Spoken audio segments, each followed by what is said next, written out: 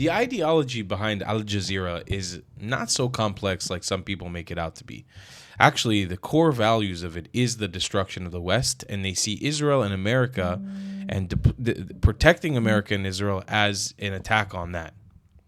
Let's check this out. Wada Hanfar, former Director General of Al Jazeera Network, Umatics on YouTube. Let's see. Imagine from being entrusted on the last message revealed to the last prophet into becoming servants of a Western, deformed Western of modernity. Imagine you become a servant to very low profile understanding of Western modernity that you inserted in your blood, inserted in your mind, inserted in your families, inserted in your culture, and you fight every other original concept that you had and replace it with this kind of maskh, which is this kind of deformed concept of modernity in our culture. It's a humiliation. This is a huge humiliation. It is a huge downgrade for us. And also, when you are occupying the land and dividing the Ummah and partitioning the Holy Land and occupying Palestine and colonizing our wealth and defining who should be what and when and where, this is a major humiliation for an Ummah that one day was able to draw how the world should act and how the world order should behave and how other nations should do. This is a massive humiliation.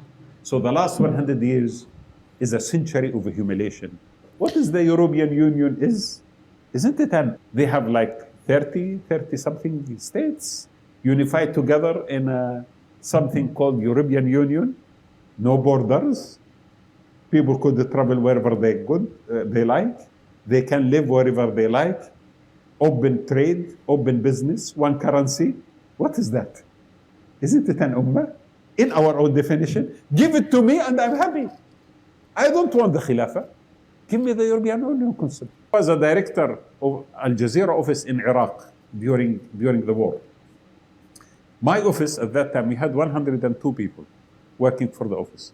I did not know who is Shia and who is Sunnah. Wallahi, I don't know. I did not know who is Shia and who is Sunnah. All of them are working together. All of us are praying together. All of us doing whatever we want to do together. Only when the Americans came, and they started telling us that we are going to have new elections based on sectarian definition of who you are, then I start sensing the sensitivities. When you use that as a tool of division, then all the fragmentation start to grow in our land. And then we start receiving new prescriptions from the West. Divide Iraq, divide Syria, divide Yemen, divide Sudan, divide any country that you have. It is too big. And if they have the power, they will never allow any state in the region to be bigger than Israel. They're all bigger than Israel. Because this is the strategic target of They're literally all bigger than Israel. Why? To be the biggest, the strongest, they're literally and the richest. all That richer than is Israel. The utmost form of security for this regime. Literally every single country in this region is richer than Israel by a large margin. All of them have insane amounts of wealth or capability of having wealth more than Israel. But here's the problem, Mr. What's your name? What is this retard's name? Director of General of Al Jazeera. Let's see what this Mr. Retard is. Former director, Wada Hanfar. Mr. Hanfar, what you don't understand is this is not Arab land.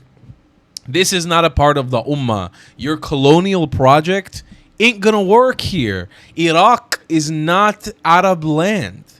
Iraq has nothing to do with Arabs. Actually, there was a very incredible civilization that existed there before Arabs came and raped and pillaged and conquested and ruined it. Here's the difference with Europeans. Europeans went out to the world, fucked the entire planet, raped and colonized and took shit from everyone, but then they came back and established their homeland, not on somebody else's land, on their own land. The problem with what the Arabs did is that they went out, they conquested and colonized, and then they tried to create an ummah, not in the Haliji states, not in the Hijaz, which is where that unified Arab state would work really well, in my opinion. I agree with you. They tried to do it in the entire region they colonized. And that'll never work because none of these people want to wage allegiance to you because you guys treat everyone like fucking shit. That's why nobody wants to live under you. Because you treat everyone like garbage. You guys are super racist. And you're super sectarian. And you're super dominant. And anybody that doesn't agree with your opinion gets killed. That's not the European model. You want the European model, create your Arab unified state with Bahrain, with Saudi, with Emirates, with Oman, and maybe if Yemen can get its shit together, maybe. Even though Yemen's not even really an Arab state. It started like a pseudo-Arab state. Create it. Throw Kuwait in there too. Take it. Fuck it. Take Kuwait as well. Take Qatar. Take them in. But you can't force an Arab state to exist in places where Arabs are not from, or places where Arabs colonized. But this is the classic form of taqiyya that we talk about, what the Arabs employ, the Muslims employ when they got caught on their shit. Instead of taking responsibility for their shortcomings, action for where they went wrong and what the shit that they did wrong, what does he say? We didn't see a difference between a Shia and a Sunnah. We didn't know who was Shia and a Sunnah until the Americans came. As if y'all have not been murdering each other over Shia and Sunni differences for 1,000 years. As if you guys have not been oppressing each other based on your religious differences for 1,000 years. As if you guys haven't been oppressing Sufis because they don't believe in violent jihad for 1,000 years. Fuck off with that bullshit. Cut me the crap. Cut me the crocodile tears. We know and we see through your bullshit. We see right through your bullshit. But then you wonder why Al Jazeera looks the way that it does. You wonder how we've gotten to this point. Here it is. This was the former director general of Al Jazeera. If you want to know why this station is so cancerous, this is the ideology behind it. The ideology is not taking responsibility to try to change the Arab world for the better. It is blaming the West, Western institutions, Israel, and the Western people. They say, let's keep Israel the strongest, most powerful power. Every single Arab country, bar none, has oil and wealth and culture and tourism and no boycotts that far supersede Israel and conflicts that far supersede Israel. Israel is literally the most demonized state on planet Earth. And we have almost no natural resources.